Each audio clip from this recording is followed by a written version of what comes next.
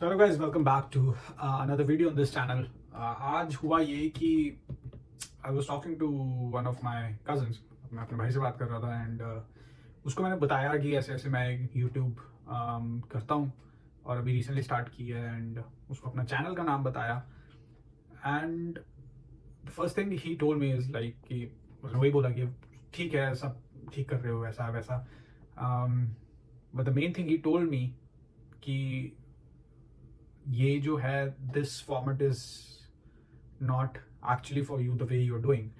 मतलब कि जो मैं जैसे जिस तरह से वीडियो बना रहा हूँ इस इन्वायरमेंट में बैकग्राउंड लगाकर और ये आपके लिए ऐसी videos banana is like little difficult. So I was confuse कि क्या मतलब कि why it is difficult for me. So he is like कि आपका जो है एक वेंटर है विच इज मिसिंग, जो एक नॉर्मल कन्वर्सेशंस में आता है। और नॉर्मल कन्वर्सेशंस में अगर आप कुछ बोलना चाहते हो दैट विल बी मोर मतलब वो बात ज़्यादा निकल के आएगी, it will be more influential इससे इस सारे इन्वायरमेंट से लेकर, बिकॉज इसमें आप बहुत ज़्यादा कॉन्शियस लग रहे हो कि ऐसा क्या है ये वो। सो मतलब मैंने 2 मिनट सोचा एंड आई वाज लाइक कि यार maybe you are right, क्योंकि मैं एक्चुअली जैसे मैं नॉर्मल अपने दोस्तों से बात करता हूँ और जैसे अपने आसपास के लोगों से बात करता हूँ या कज़न से बात करता हूँ या जैसे भी, दैट इज़ वेरी डिफरेंट। इससे बहुत ज़्यादा डिफरेंट है। उसमें एक मतलब कॉन्स्टेंट एक ह्यूमर होता है, ठीक है, कुछ बताना है तो आप बहुत ओपनली बोल सकते हो। लेकिन जब मैं वीडियो बनाता हूँ तो मैं बहुत ज़्यादा कॉन्शियस हो जाता हूँ कि मैं कैसे बात कर रहा हूँ, कैसा दिख रहा हूँ। फेस के एक्सप्रेशन उतने अच्छे से नहीं आते। तो I was like yeah that's true. So what should we do? So from now on I was like this setting has to change. मतलब ये हर वीडियो में ये सेटिंग नहीं आ सकती। और then I thought that fuck this setting has to go and जो normal videos जो अब बनेंगी वो इस तरह से बनेगी, एक candid normal vlogs की तरह से। So Christmas is here, so we have a Christmas tree and this is the place जहाँ पे मैं रहता हूँ। तो अब आज के बाद जो वीडियोस है, एक्चुअली मैंने स्टार्ट ऐसे ही किया था, पर आई डोंट नो बाकी लोगों को देखकर और ये सब चीज़ें देखकर मैंने इस चीज़ को थोड़ा सा साइडलाइन कर दिया था, उसको कम कर दिया था। लेकिन I guess this is the right format for me, because इसमें मैं खुल के एक्सप्रेस कर सकता हूँ, वर्ड्स को फिल्टर नहीं करना है और मतलब ज़्यादा जो भी बोलना है उसको ओपनली कन्वे कर सकता हूँ। और मेरा यूट्यूब करने का सबसे बड़ा रीज़न ही ये था कि I wanted to convey and help people from whatever I learned in this country, है ना। और उसको रेगुलर एक फ़न वे में बनाना था। आई गेस वो थोड़ा ऑफ ट्रैक हो गया और सीरियस चलेगी चीज़ें, लेकिन अब से यही चीज़ें होंगी। कोशिश करूँगा कि मोस्ट ऑफ द टाइम ऐसा ही हो। जो टॉपिक सीरियस होंगे और जिसके बारे में बैठ के बात करनी चाहिए वो टॉपिक्स उसी तरह से आएंगे जैसे थे, लेकिन मोस्ट ऑफ द चीज़ें जो ऐसे ही रहेंगी। और ये मंदिर है, छोटा सा मंदिर बना रखा है हमने, जहाँ पे जो है ऑन अ डेली बेसिस कोशिश करते हैं कि पूजा हो जाए। और आई गेस अभी बाहर बर्फ़ गिर रही थी जब मैंने लास्ट टाइम चेक किया था। सी हाउ इट इज आपसे। हाँ, बारिश हो रही है एक्चुअली, अंधेरा हो चुका है।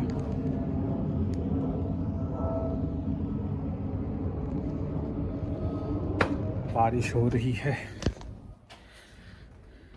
सो आज का जो मैं बात करना चाहता था वो टॉपिक ये था कि जो भी लोग अभी विंटर्स में कनाडा आ रहे हैं उनको किस तरह से प्रिपेयर होने की ज़रूरत है। सो उनके लिए ये है कि अगर आप कनाडा आ रहे हो, ठीक है, फर्स्ट ऑफ ऑल कोशिश ये करनी चाहिए कि जब आप कनाडा आ रहे हो तो अपने इनिशियल, और स्पेशली अगर सर्दियों में आ रहे हो तो इनिशियली जो आप कपड़े हैं वो आई वुड सजेस्ट कि अच्छी क्वालिटी के विंटर बूट्स और जो जैकेट्स हैं, नो मैटर आई मीन सी हर कोई अपने एक्सपीरियंस के हिसाब से आपको बताएगा, लेकिन एटलीस्ट विंटर जैकेट्स और जो स्नो बूट्स हैं वो आप अगर सपोज इंडिया से आ रहे हो तो आप इंडिया से लेके आओ तो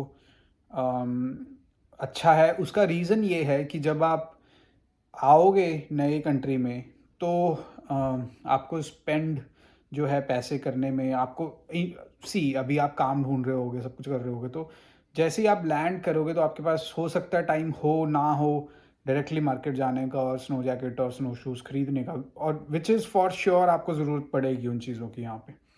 ठीक है, तो ये अच्छा, जब मैं आया था तो मैं भी डीकैथलॉन इंडिया से, और इंडिया का डीकैथलॉन और कनाडा में जो डीकैथलॉन है उसमें ज़मीन आसमान का फ़र्क है। इंडिया के डीकैथलॉन में आपको बहुत सारी वैरायटी मिलेगी और बहुत अच्छे अच्छे प्राइजेज में आपको चीज़ें मिल जाएंगी। तो जब मैं इंडिया से आया था मैं डीकैथलॉन से अपनी जैकेट लेके आया था और स्नो शूज़ लेके आया था, और वो स्नो शूज़ अभी तक चल रहे हैं। वो जैकेट्स भी मेरे पास पड़ी हैं, मैं उनको थोड़ा कम पहनता हूँ बिकॉज यहाँ पे अब इतना टाइम हो गया, जैकेट्स कॉन्स्टेंटली खरीदते रहते हो आप, हर साल एक या 2 साल में 1-2 बार खरीद लेते हो। तो अब मतलब, लेकिन स्नो शूज़ मैंने आगे नहीं खरीदे, वो इंडिया वाले, जब भी मेरे को ज़रूरत होती है मैं इंडिया वाले स्नो शूज़ पहनता हूँ। ठीक है, तो मेरा सजेशन ये है कि अगर आप कहीं से भी आ रहे हो और वहाँ पे आपके पास ऑप्शंस अवेलेबल हैं तो आप वहीं से इन चीज़ों को लेके आओ। और आई मीन 2 जैकेट्स खरीद लोगे तो आपकी विंटर्स आराम से निकल जाएंगी। और उसमें से भी अगर ये होता है कि हाँ बैग पैक करने में दिक्कत आ रही है, इतना सामान कैसे डालेंगे, तो जब आप फ्लाइट बोर्ड कर रहे होते हो या एयरपोर्ट जाते हो, एयरपोर्ट से फ्लाइट बोर्ड करते हो, तो उस टाइम आप अपनी वो जैकेट पहन सकते हो, स्नो शूज़ पहन सकते हो। ठीक है, और वैसे भी विंटर्स होंगी यहाँ पे तो कोई ज़्यादा it will not look like awkward, नहीं आपको फील होगा कि ये इतनी बड़ी जैकेट पहन के कहाँ जा रहे हो। और सब लोग करते हैं, जो इनिशियली आते हैं सब लोग करते हैं। ठीक है, उसमें कुछ ऐसा नहीं है कि आप कुछ अलग कर रहे होगे और आप कार्टून दिखोगे, ऐसा कुछ नहीं होने वाला। ठीक है, एक ये चीज़ है। दूसरा, जब आप कनाडा में आते हो तो ट्राई ये करो कि ज़्यादा से ज़्यादा अपने आप को हाइड्रेटेड रखो। और यहाँ की ठंड जो है वो इनिशियली आपको पता नहीं लगेगा, ये मत सोचो कि आज ठंड नहीं है बाहर, आज मैं हाफ स्लीव्स में जा रहा हूँ या कुछ भी। लेयर्स पहनो, 1 या 2 लेयर्स पहन के ही निकलो, जैकेट साथ में लेके निकलो, बिकॉज यहाँ की जो ठंड है वो आपको बाद में पता लगता है, चेस्ट पेन्स। और जब मैं नया आया था, मतलब मैं भी ऐसे ही काम पे चला गया। ठीक है, बाहर ठंड थी, जब गया तब उतनी ठंड नहीं थी, सन था, दोपहर का टाइम था, लेकिन जब वापस आया उस टाइम बहुत ज़्यादा ठंड थी, -12 -13 के आसपास टेम्परेचर था। और उससे होता ये है कि जब आप घर आके गर्म उसमें आते हो तो थोड़े टाइम बाद आपकी चेस्ट पेन और ये चीज़ें शुरू हो जाती है और काफ़ी ज़्यादा मतलब तबीयत ख़राब हो सकती है। मैं ये बोलूँगा कि मेडिसिन्स जो हैं इंडिया से लाना, उनको आप थोड़ा अवॉइड करो, क्योंकि अगर चेकिंग होती है तो कुछ ड्रग्स हैं जो इंडिया में अलाउड हैं, इस कंट्री में अलाउड नहीं है, तो वो प्रॉब्लम्स आपको आ सकती हैं एयरपोर्ट पे। ठीक है, और स्पेशली अगर इस टाइम पे आप ट्रैवल कर रहे हो, जैसे हमें पता है बहुत ज़्यादा चेकिंग हो रही है, बहुत ज़्यादा स्ट्रिक्टनेस हो गई है, तो छोटे छोटे रीजंस मिल सकते हैं उनको कुछ भी ऑब्जेक्शन के लिए, तो उस चीज़ को आप अवॉइड कर सकते हो। आते हुए यहाँ पे आपको मेडिसिन मिल जाएंगी। इनिशियली जब आ रहे हो तो अपने बर्तन लेके आ सकते हो आप, ऐसा कुछ नहीं है। मतलब प्लेट, ग्लासेस, जब initially just to settle down yourself, क्योंकि आते ही आप मार्केट जाने का टाइम नहीं होगा, तो मे बी अगर आप अपने किसी रिलेटिव्स के पास जा रहे हो देन इट्स डिफरेंट थिंग, आपको खाने को मिल जाएगा सब कुछ। लेकिन अगर आप डायरेक्टली किसी ऐसी जगह जा रहे हो जो आपने पहले से रेंट कर रखी है और वहाँ पे जस्ट आप जाओगे, कोई आपको ड्रॉप कर देगा, तो आपके पास कुछ खाने के लिए होना चाहिए। तो आप मैगी के पैकेट या ऐसी 2 चीज़ें लेके आ सकते हो जो आपको मतलब एटलीस्ट उस दिन के लिए, अगले दिन के लिए it will help you. And उसके बाद तो फिर आप ग्रॉसरी करके अपना नॉर्मल डे टू डे उसमें जा सकते हो।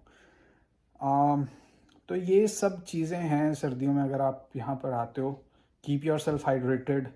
मॉइस्चराइज़र्स अगर आपको कुछ सूट करते हैं, 100 ml से ज़्यादा आप चेकिंग उसमें नहीं ला सकते, जो आपका हैंड बैग होता है। सॉरी, चेकिंग में ला सकते हो, जो आप चेक इन कर देते हो बैग, लेकिन कैबिन बैग में नहीं ला सकते। तो कैबिन बैग में अगर ऐसा कुछ ला रहे हो तो मेक श्योर कि वो 100 ml से कम हो, और वो ट्रांसपेरेंट बैग्स में डाल दीजिए ताकि वहाँ पे आपके बैग खुलवा के आपको परेशान ना किया जाए।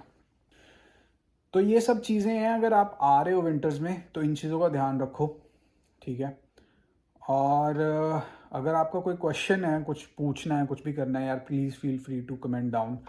आप कमेंट करके पूछ सकते हो, और ईमेल मेरी डिस्क्रिप्शन में मिल ही जाएगी। अगर कुछ और पूछना तो ईमेल भी कर सकते हो इफ़ यू वांट, और मैं कोशिश ये करूँगा कि जल्दी से जल्दी आपका रिस्पॉन्ड कर सकूं आपके क्वेश्चंस को।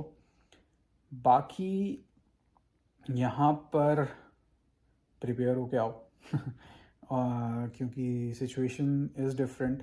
अगर आप आ ही रहे हो, वीज़ा आ गया है and already coming to the country, be prepared and hopefully this journey goes well for you. And on the journey भी अगर कभी कुछ पूछना है तो मेरी ईमेल आपको डिस्क्रिप्शन में मिल ही जाएगी। So just email me and I will try to get back to you as soon as possible. Thank you so much for watching this video. This was a very basic video. Again, thanks again for watching and I will see you in the next one. Take care.